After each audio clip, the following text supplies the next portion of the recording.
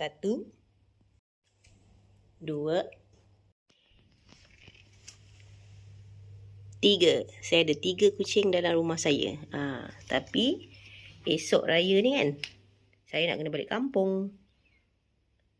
Tapi saya tak hantar diorang boarding. Saya biarkan saja diorang boarding diri sendiri dekat rumah.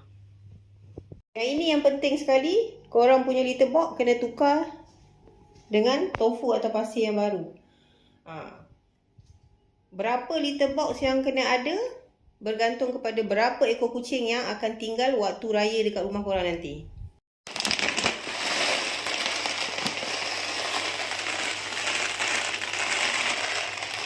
Okey, litter box bergantung kepada berapa ekor kucing yang korang ada. Macam saya ada 3 ekor, jadi saya hanya satu malam je balik kampung, saya sediakan satu saja litter box. Kalau korang ada 5 ke 10 ekor, contohlah ada 10 ke 20 ekor, sediakan 5 ke 6 litter box yang macam ni. Kemudian yang paling penting ni, cat the order block. Macam saya letak dekat keliling litter box ni.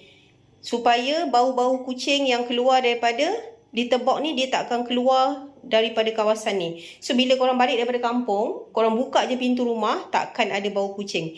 Dan yang bestnya, kucing korang tak akan berak dan kencing merata. Diorang akan berak dan kencing dalam litter box diorang sendiri. Sangat-sangat membantu.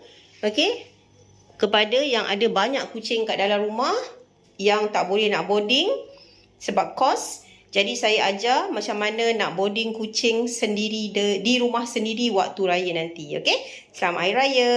Semoga tips ni bermanfaat pada korang yang ada banyak kucing kat dalam rumah. Bye.